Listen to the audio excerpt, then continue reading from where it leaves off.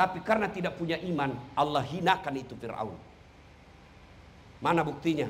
Satu-satu manusia yang ditulis dalam Quran haram masuk surga, Fir'aun. Kalau bapak ibu kita masih 50-50. Ada harapan masuk surga, ada harapan masuk neraka, Pak. Fir'aun sudah diponis haram masuk surga. Apa cukup sampai di situ? Murka Allah, laknatnya kepada Fir'aun? Tidak. Sampai detik ini tidak ada yang suka itu namanya Fir'aun.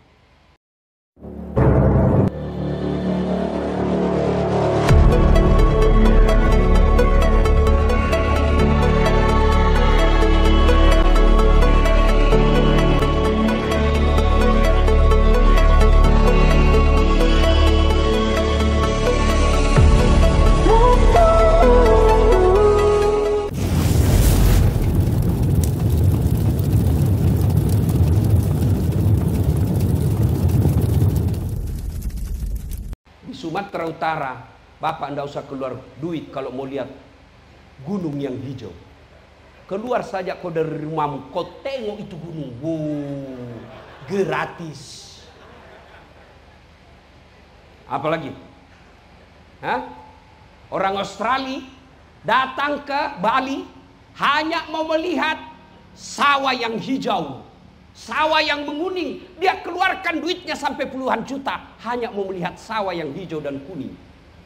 Orang Sumatera Utara tak payah kau pergi ke luar negeri, tak perlu keluar duitmu banyak, kau keluar naik motor, sawah berhamparan. Masya Allah, alam kita. Saudi Arabia, Qatar, mereka hanya kaya dengan minyak. Kita sawitnya banyak, nikelnya banyak, gasnya banyak, batu baranya banyak, barusnya banyak, jandanya banyak. Masya Allah. Iya, ini nikmatnya Indonesia. Sampai orang Arab kalau datang ke Indonesia, dia bilang ini kepingan sorga yang ada di dunia. Kawan saya dari Jepang, dia bilang kita memang orang Indonesia enak, beli baju 1 tahun cukup. Kalau di Jepang Bapak hidup, minimal Bapak harus punya 4 baju. Beda baju musim panas, beda baju musim dingin, beda baju musim salju, beda baju musim semi. Kita mau musim hujan, musim panas, 1 baju cocok. Inilah nikmat yang kadang-kala kita tidak syukuri. Nikmat alam. Yang ketiga, nikmat aman. Allah Karim. Salah satu negara yang disebut dalam Quran, Syam, yang kita kenal sekarang dengan Syria. Coba lihat kasihan di sana. Mau sholat Jumat susah dapat masjid yang tenang. Mereka mau dakwah susah. Kenapa? Lagi tegang. Palestina, negara yang disebut dalam Quran, mana bisa tenang lagi? Kita alhamdulillah, saya pergi ceramah tengah malam pulang subuh aman.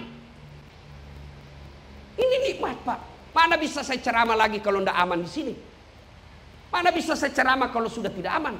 Assalamualaikum, terbang batu. Waalaikumsalam. Marilah kita memanjatkan puji dan syukurkan. Mana bisa lagi? Inilah nikmat yang Allah berikan kepada kita.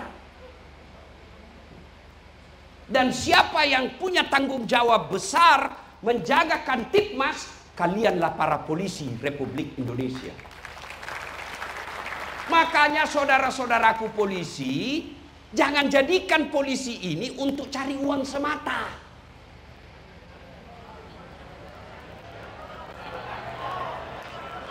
Kau yang tadi bilang gaspol toh? Alhamdulillah, polisi secara berjenjang dapat gaji, dapat tunjangan, dapat kenaikan pangkat. Tapi kalau Bapak kejar itu, Bapak rugi. Polisi 40 tahun, tapi di akhirat tidak dapat bagian. Tapi kalau Bapak niat, saya menjadi polisi supaya pilkada damai di Sumatera Utara, supaya orang bisa beribadah dengan baik, orang Nasrani bisa ke gereja, orang Islam bisa ke masjid, orang Hindu bisa ke wihara, mereka saya jaga keamanannya supaya mereka beribadah, maka itu Bapak dapat pahala dunia sampai akhirat. Tapi kalau Bapak cari duit hanya di pangkat jabatan, Bapak duit dapat, tapi di akhirat, mana pahala saya 40 tahun jadi polisi? Kata malaikat, kau bohong. Kau kan dulu cari duit sama pangkat. Kau sudah dapat duit sama pangkatmu, ya tidak ada lagi pahalamu di dunia. Nikmati aja gajinya, Pak. Pak, nikmati gajinya. Bagaimana caranya? Jangan setengah mati kau kumpul, siksak supaya bisa sekolah. Dapat lagi sekolah, kumpul lagi, dapat jabatan. Dapat jabatan, kumpul lagi, dapat sekolah lagi. Kapan kau nikmati uangmu?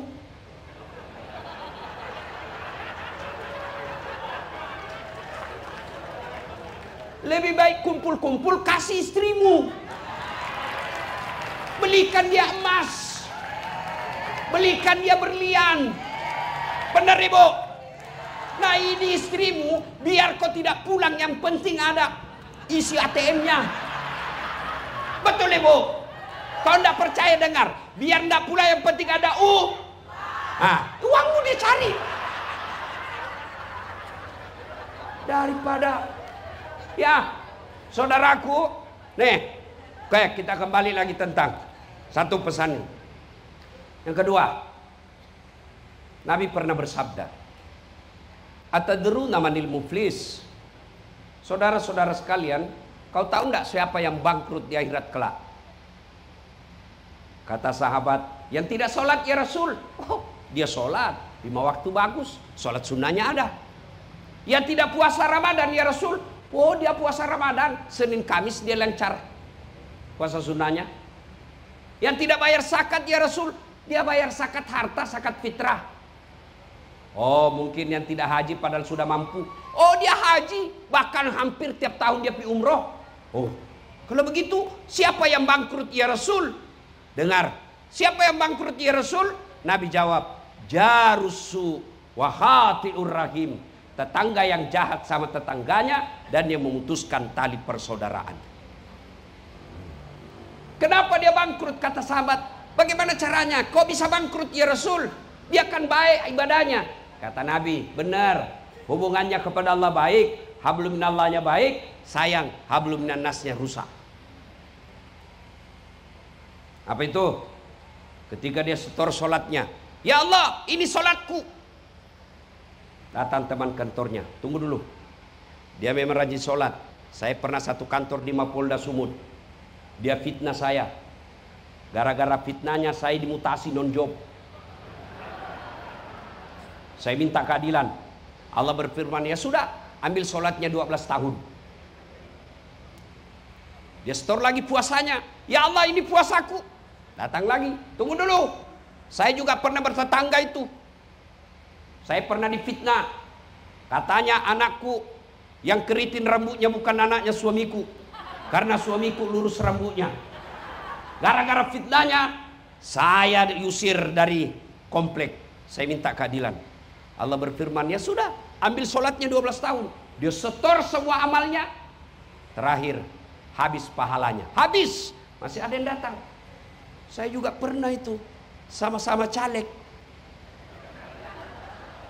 Dia kirim di medsos berita bohong.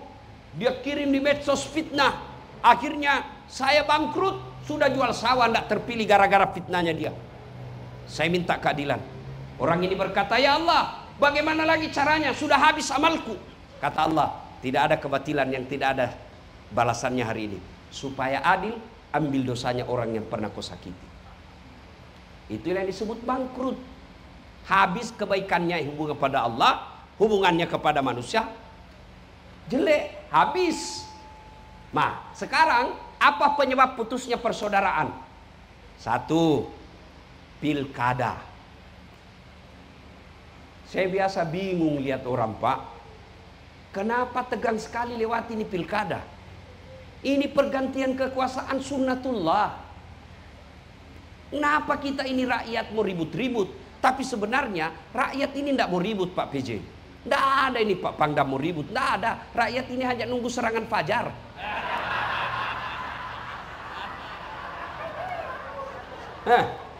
Saya yakin Bapak tidak ada yang terima serangan fajar di sini. Tapi saya curiga ada yang membantu menurunkan dan membagi-bagi serangan fajar. Yang membuat kadang-kala rusuh pilkada ini Pak, tim sukses. Karena selalu saya bilang calon. Jangan Bapak, masih ingat Pilpres 2019? Masih ingat Ibu? Siapa yang bertanding mau jadi presiden? 2019 Pak, siapa? Bapak Prabowo dengan Bapak Joko Widodo. Siapa yang menang? Bapak Joko Widodo. Siapa menterinya? Prabowo. Mereka menghantam ketika debat. Satu paket. Kalian 2019 sampai sekarang masih baku musuh temanmu gara-gara beda pilpres. Itulah aslinya beleng-beleng. Pilkada dilewati santai. Nah biar kau jadi pejabat, kau dapat jabatanmu, kau pakai Garuda, kau pakai tongkat komando, kau pakai ajudan, kau pakai rumah dinas. Tapi kalau kau tidak bermartabat, tidak punya akhlak, kalian akan hina. Saya ingatkan alam memori kita. Ibu bapak kenal Fir'aun? Tahu? Ibu bapak tahu Fir'aun? Itu Fir'aun raja Pak. Pasukannya aja tidak ada yang berani lihat matanya Fir'aun. Kekayaannya sampai sekarang masih dicari di Mesir. Gagah, cakep. Tapi karena tidak punya iman, Allah hinakan itu Fir'aun. Mana buktinya? Satu-satu manusia yang ditulis dalam Quran haram masuk surga, Fir'aun. Kalau bapak ibu kita masih 50-50. Ada harapan masuk surga, ada harapan masuk neraka Pak. Fir'aun sudah diponis haram masuk surga. Apa cukup sampai di situ? Murka Allah, laknatnya kepada Fir'aun? Tidak. Sampai detik ini tidak ada yang suka itu namanya Fir'aun. Mana buktinya? Tidak ada satupun warga Polri mau kasih nama anaknya Fir'aun. Jangankan kasih nama, bapak dituduh aja Fir'aun, marah Pak. Padahal populer, elektabilitasnya paling tinggi. Tapi karena tidak punya iman, hina dia Pak. Sebaliknya, rakyat jelata, hamba sahaya, tidak punya harga diri sama sekali. Dia bisa diperjualbelikan. Namanya hamba sahaya.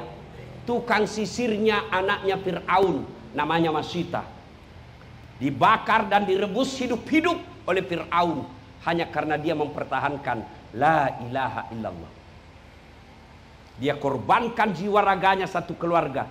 Ada orang dia korbankan akidahnya satu keluarga demi jabatan. Dia korbankan martabat diri dan keluarganya demi jabatan. Padahal jabatan itu pasti habis. Siapa paling tinggi jabatannya di sini, di tempat ini sekarang? Nah, apa? PJ Gubernur. Pemain pergantian antar waktu. Terpilih, wabillahi taufiq wal hidayah. Pak Kapolda paling tinggi jabatannya di Polda Sumut. Tapi ada masa selesainya mutasi, mudah-mudahan mutasi jadi bintang 3. Selesai bintang 3, bintang 4. Sudah bintang 4, pasti bapak pensiun. Sudah pensiun, bapak masih mau pakai bintang. Dibilangi orang gila Pak. Ayo, tentara paling tinggi pangkatnya di sini, Pak Pangdam, bintang 3. Allah Karim, terancam tinggal 1 bintang. Mau kemana? Pasti pensiun. Apa yang kita mau ributkan dengan jabatan? Itu aja jabatannya diperebutkan. Kita yang rakyat biasa, ngapain ribut? Pergantian jabatan santai. Yang saya jengkel Pak Jenderal, saya jengkel betul kalau ada tim sukses, politisi, partisan yang mengacak-acak persatuan. Kenapa? Saya lah ini Pak, paling repot Sabang sampai Merauke. Saya rasakan bagaimana naik perahu di samping kiri kanan ada buaya berjemur.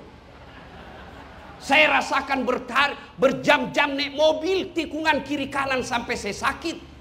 Saya pernah rasakan sakit 4 bulan, 6 bulan tidak bisa kemana-mana karena saya tertular virus dari Mike. Untuk apa? Agar kita tetap damai di Indonesia. Saya ajak teman-teman pendeta, saya ajak teman-teman Buddha, saya ajak teman-teman biku. Ayo kita sama-sama jaga persaudaraan Indonesia. Karena di sini kita lahir, di sini kita bekerja. Saya paling benci lihat itu mereka yang pejabat. Hanya karena jabatan sementara, dia menghalalkan segala cara mengancam persaudaraan. Biar tinggi jabatan kalau menghalalkan segala cara berakhir dengan kehinaan. Percaya saudaraku, tidak ada jabatan yang diraih dengan menghalalkan segala cara kecuali berakhir dengan kehinaan. Pasti. Dosa Allah ampuni kalau dosa pribadi. Tapi kalau zolim, Allah yang turun tangan menghancurkannya. Zolim itu berkaitan dengan kekuasaan. Salah satu zolim diantaranya adalah memotong uang keamanan pilkada. Brigade! Brigade! Nah itu kasihan, itu Brimob itu kasihan. Bau matahari, dipotong pulang honor pengamanan, laporan di Polda 150, uang makan sampai di lapangan 25.000. Sudahlah, saya tahu semua nasibmu deh. Itu namanya zolim. Ini yang bisa merusak persaudaraan kita. Pilkada, santai aja ini. Pilkada kita lewati dengan santai. Jangan cemas. Nah, di mana perannya perempuan? Ini penting. Penting peranan istri. Rem-rem suamimu.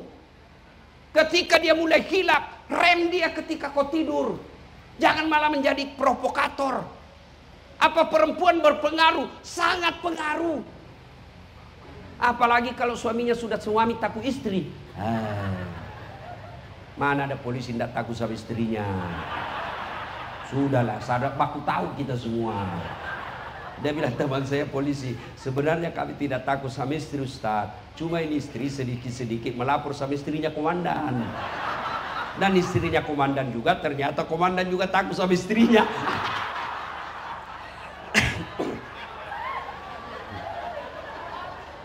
Ini orang Sumatera Utara kan terkenal besar suaranya kan. Orang Batak sama orang Sulawesi, orang Bugis juga besar suaranya. Cuma bedanya orang Batak takut sama istrinya. Makanya disebut ada polisi Toba. Ya? Iya toh? Nah, kalau orang Bugis tidak ada yang takut sama istrinya. Cuma istrinya lebih berani. Oke, Bu. Di situ jihadnya ibu. Mengerahkan suami. Suami sudah pangkat jabatan ada, tapi mendorong lagi tim suksesnya Pak. Ibu lah yang harus ingatkan, Pak, dunia sementara. Apalagi tidak puasnya Bapak nih. Bapak sudah punya pangkat segini. Dari semua Indonesia hanya sedikit yang Allah pilih. Saya tadi bisik-bisik Pak Jenderal, Pak Kapolda. 94, Masya Allah, cepat. Yang sambutan 93. Senior. Tapi apa boleh buat, itulah hidup. Makanya dalam rukun iman ada disebut qada dan qadar, yaitu takdir baik dan takdir buruk. Takdir baik dapat promosi, takdir buruk non job. Jangan cuma mau baiknya saja. Iya, itu memang begitu hidup. Saya bayangkan tadi Bintang 2. Kira-kira di Indonesia itu Pak Jenderal Bintang 2 tidak sampai 100 orang kali ya. Tidak Pak. Bayangkan dari sekian banyak Indonesia, hampir 300 juta Bintang 2 polisi yang aktif tidak sampai 100. Maka di situ fungsinya istri. Bang, rem-rem bang. Jangan gaspol terus. Rem-rem, itu fungsinya istri. Jangan malah menjadi provokator. Apa kek kau sikat di situ? Masa itu ada letting? Gelangnya tebalnya kayak Felix sepeda. Masa kamu Kapolda, saya cincinku ini masih cincin kawin. Di situ fungsinya istri. Dan kalau istrinya mampu menahan diri suaminya, maka dia menjadi jihad pahala buat dia. Ini istri penting. Berapa banyak orang hina dan masuk penjara, dipermalukan di medsos gara-gara istri. Pilkada ini mestinya para istri calon-calon pejabat, calon-calon kepala daerah, di situ istrinya tampil memberikan kesejukan bagi suaminya. Karena istri itu kalau dia memberi kesejukan, Masya Allah, senyang perasaan. Waduh, saya istri saya Bu, kalau saya lelah sekali mau pergi ceramah, hilang lelah saya ketika ketemu istri. Mau pergi ceramah, dia ransel saya diangkat. Tidak usah saya yang berat. Apa kata istri saya? Tidak ada artinya beratnya ini ransel dibanding beratnya hidupnya Ustadz menanggung beban kami sekeluarga. Langsung hilang saya punya penyakit hati. Tenang lagi perasaan. Begitu saya di mobil Bu, dia cium tangan saya. 3 kali dicium. Cukup enggak? Dia cium lagi mata kanan. Dia cium mata kiri. Dia cium lagi jidatku. Ini yang paling lama. Istriku Bu, apa? Sudah itu dia usap dada saya. Dia tidak akan pernah tutup pintu mobil sebelum dia bilang, Ustadz, ridhoi saya. Karena surganya istri ada pada ridhonya suami. Ridhoi saya Bang, ridhoi saya Ustadz. Insya Allah ibu yang begini, ibadahmu sederhana, tapi ridho suamimu gampang masuk surga. Ayo Pak Kapolres, pernah kau dikasih gitu istrimu? Paling mau pergi kerja dia sibuk di WhatsApp. Ayo Bang, ayo ya, jangan lupa ya. Jangan marah ya Bu ya, jangan marah ya Bu. Ini tujuannya dakwah Ibu. Coba Ibu, saya mau tanya Ibu, saya mau tanya Ibu. Kenapa Ibu bisa hadir di tempat ini? Nah, karena suamimu polisi. Coba kalau suamimu Satpol PP. Kok enggak ada di sini? Kenapa Ibu baris paling depan? Karena Ibu istri-istri pejabat utama. Cara syukuri, jaga suamimu. Pilkada, jangan Bang, jangan berpihak, jangan sampai kita disebut partai coklat.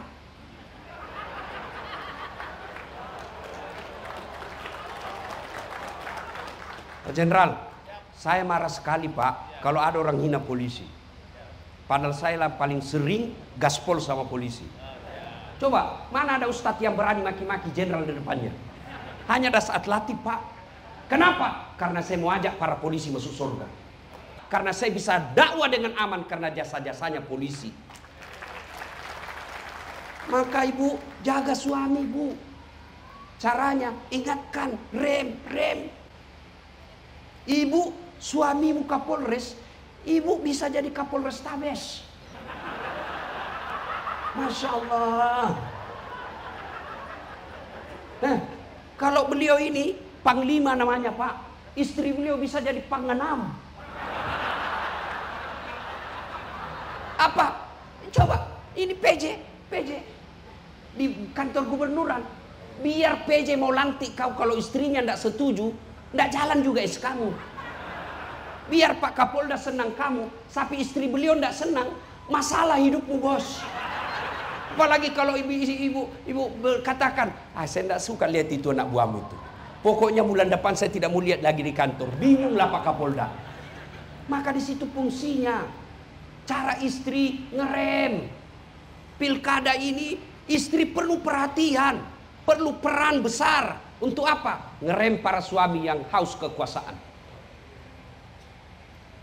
Bapak Ibu saudara-saudara sekalian, satu yang bisa merusak ukhuwah kita, pilkada. Yang kedua, al-istighalu bi uyubil khalqi. Suka cari kejelekan orang, dia lupa jeleknya dirinya sendiri. Nah, ini yang paling banyak ini di pilkada, hoax, fitnah. Suka cerita kejelekan orang. Namanya kejelekan, kalau kau cari pasti ada. Jangankan calon kepala daerah, kurang apa kalau Bapak cari-cari namanya, cari-cari kesalahan. Contoh, Nabi Yusuf memang, contoh Nabi Adam, oke, Nabi sih Nabi, tapi sayang makan buah huldi. Nah, itu cari-cari kesalahan namanya itu. Iya toh, padahal Nabi, iya. Nabi Yunus, Nabi, la ilaha illallah, ngajarkan tiada Tuhan selain Allah, tapi sayang anaknya sesat. Itu namanya cari-cari kesalahan. Mana ada manusia yang tidak ada salahnya Pak? Kita semua pasti punya salah. Nabi Adam ada dosanya, Nabi Ibrahim ada dosanya, bohong ketika diadili. Nabi Yunus ada dosanya, dia tinggalkan dakwah keresahan buruk kepada Allah. Apalagi calon kepala daerah. Maka yang baik silahkan jagokan jagoanmu, hormati lawanmu. Tidak usah cari-cari kejelekannya. Bingung kita hanya persoalan 5 tahunan pilkada kita mau ribut. Ibu bapak saudara-saudara sekalian, mencari-cari kejelekan bisa memutuskan persaudaraan. Yang ketiga, sombong. Apa itu sombong? Pakaian mahal, belum tentu ibu. Ibu punya rezeki, ada yang kasih pengusaha berlian, itu rezekinya ibu, silahkan pakai. Kapan sombong? Menganggap remeh orang lain. Nah, ibu pakai emas, ada yang datang dilihat terus gelangnya. Dia tidak cerita tapi mukanya sinis.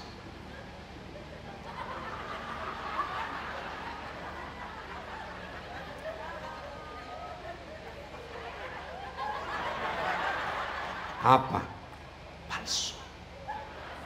Kok tahu? Itu berbekas di tangannya. Itu baru sombong, nganggap remeh orang lain.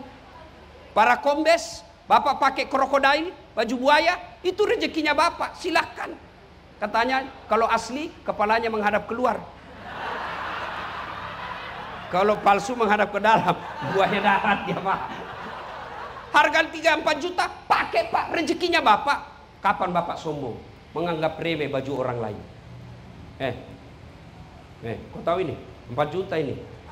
Kamu nggak bisa kau beli, sombong. Apa yang menyebabkan datangnya sombong? Kata Nabi, 1, tambahnya kekuasaan. Apa yang mau disombongkan dengan kekuasaan pak? Paling tinggi kekuasaan di Indonesia presiden. Siapa dulu presiden? Bapak Joko Widodo. Selesai pak, Prabowo lagi. Selesai. Apa yang mau disombongkan? Apalagi kata Nabi, penyebab datangnya kesombongan, bertambahnya ilmu. Ustadz, ada misalnya das atletik mau sombong, banyak gelarnya, banyak followernya. Viewer saya di YouTube sudah hampir 16 juta. Lebih banyak dari jumlah Indonesia. Mau sombong? Ya kau sombong das kau bisa ceramah karena ada yang nonton. Coba kalau saya di sini ceramah 2 jam berapi-api, tidak ada yang nonton. Lewat Pak Pangdam, sudah lama sakit itu Ustaz. Apa yang kita mau sombongkan? Ya, maksud saya santai aja menikapi perbedaan ini. Sholat aja berbeda-beda boleh. Coba ibu, kalau orang sholat ibu coba lihat, Allahu Akbar. Nah, meletakkan telapak tangan setelah takbiratul ihram, berbeda pendapat ulama. 1 di atas dada begini. Ya, Allahu Akbar. Pendapat ulama kedua antara dada dengan pusat. Pendapat ketiga, Allahu Akbar di atas pusat. Pas di atas pusat. Pendapat keempat, Allahu Akbar di bawah pusat. Pendapat kelima, Allahu Akbar lurus. Ini pendapat Syiah dan Iran pada umumnya. Begini. Mau begini silakan. Yang bikin repot kalau kau tidak mau terima orang yang begini. Orang begini kok. Batal sholatmu. Mau begini silakan, mau begini silakan, mau begini silakan, mau begini juga silakan. Kalau boleh semua Ustaz, yang mana tidak boleh? Kalau kau pakai semua. Allahu Akbar. Ini pilkada main 3 kaki. Bapak Ibu saudara-saudara sekalian, banyak yang ingin kita sampaikan, tapi waktu yang terbatas. Saudaraku masyarakat Sumatera Utara, percayalah, kalau Sumatera Utara ribut, bukan orang di Sulawesi Selatan yang merasakan dampaknya, tapi orang Sumatera Utara lah itu. Maka kita, apapun profesi dan pekerjaan kita, wajib mengambil bagian untuk menjaga pilkada damai. Inilah dalam bahasa Qur'annya, fastabiqul khairat, berlomba-lomba dalam mengambil kebaikan. Polisi mengamankan Kamtibmas, didukung oleh tentara. Kemudian ASN harus netral. Semua pelaku, ada KPU, ada Panwas, Gakumdu. Saya kasih ilustrasi sederhana ketika mereka tidak adil, berlaku curang. Setahu saya, tolong saya Pak Kapolda diluruskan kalau saya salah. Kalau saya bertetangga dengan teman saya dirampok rumahnya, dijarah dia punya harta, tapi saya tertidur pada saat kejadian. Saya boleh ditangkap enggak, Jenderal? Tidak. Kenapa? Saya tidak tahu. Iya kan? Tapi sebaliknya, tetangga saya dirampok, saya tidak menjara, saya tidak ambil hartanya, tapi saya bukakan pintu. Saya bisa dipenjara enggak? Bisa. Junto, ikut serta. Panwas, KPU, Gakumdu, kalau tidak berlaku jujur dan adil, Bapak boleh menang mainkan hukum di dunia. Tapi nanti di akhirat dicari Bapak dah sama malaikat. Mana ini orang yang tidak curang. Oh ini kamu, sini kamu. Ini kalau Bapak masih percaya bakal mati. Kalau Bapak sudah tidak percaya ada hari akhirat, hari perhitungan, ya sudahlah, lakukan apa saja yang kamu lakukan. Pada akhirnya, selesai dengar ceramah ini, dua sikap kita. Satu, wah, benar itu kata Ustadz tadi. Rasa-rasanya saya kena itu tadi Ustadz. Sudahlah, saya akan memperbaiki diri. Alhamdulillah, percaya Bapak masih punya iman di hati, pelihara dengan baik. Inilah yang Allah sindir sebut dalam Quran, innamal mu'minuna alladzina isa sukirallah wajilat qulubuhum wa idza tuliyat alaihim ayatuhum sadathum iman. Selesai dengar dakwah, bertambah imannya. Ini choice kedua. Selesai dengar dakwah, dia bilang, pandai juga itu Ustaz cerita. Malah dia datangi Pak Kapolda, Jenderal, tidak usah lagi panggil itu Pak Ustadz, tidak enak Pak, gaspol terus sama kita Pak. Sudahlah, tidak usah dengar ceramahnya lagi. Ini golongan kedua yang Allah sindir dalam Quran, watawa'un alaihim a'anzartahum amlam tunzirhum la yu'minun. Kau sampaikan ayat Allah atau tidak, sama saja mereka tidak akan beriman. Bahkan mereka, kata Al-Quran, mereka lebih hina dari binatang. Bapak-bapak tahu binatang? Salah satu binatang itu namanya kambing. Pak Pangdam, kakak saya di kampung jual beli kambing. Itu kalau ada kambingnya nakal, dia bilang sama penjaganya, bawa ke pasar jual. Sampai di pasar tidak ada yang beli, kasih pulang, potong. Satu RT bisa makan. Dagingnya jadi sate, perutnya jadi coto Makassar. Kakinya sop kikin, ekornya sop buntut, pipinya sop pipi, lidahnya sop lidah, pelernya obat kuat.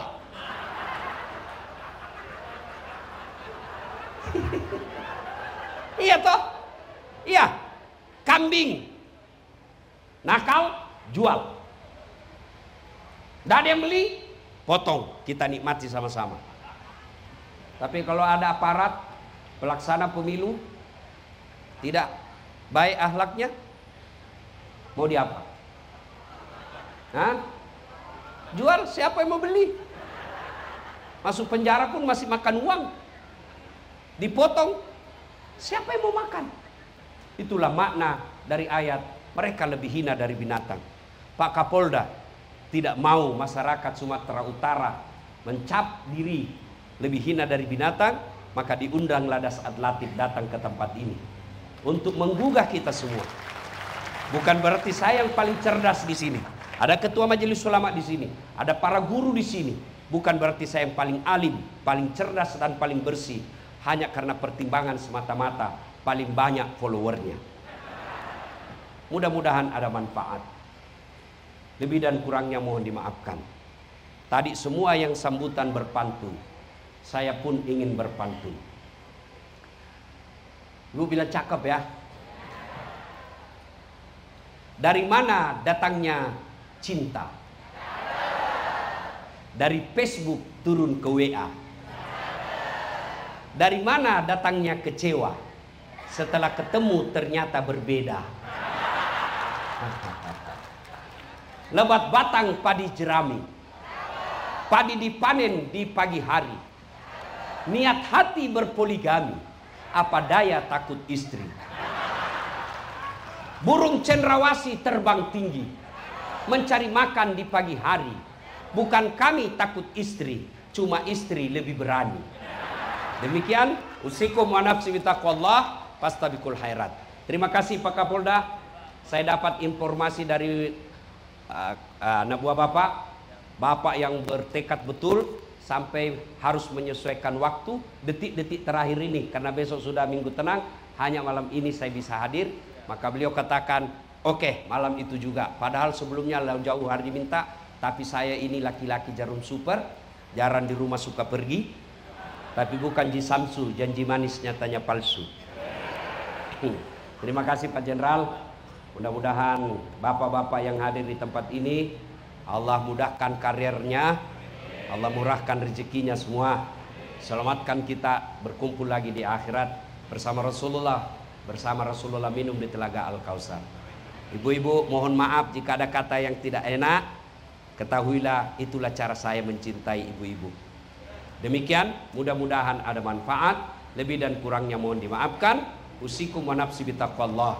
Sebelum kita akhiri, mari kita berdoa. Kita awali dengan mengirimkan suratul Fatihah kepada Rasulullah Muhammad SAW, khasiat dan keutamaannya kita ikhlaskan. Mudah-mudahan bapak-bapak polisi, ibu-ibu poluan yang mengantar TPS besok mulai bekerja ke seluruh pelosok Provinsi Sumatera Utara dilindungi dalam perjalanan, disehatkan dalam perjalanan, dan dijadikan pekerjaannya amal jariah. Ila hadratin Nabi Mustafa Muhammad SAW. Al-Fatihah.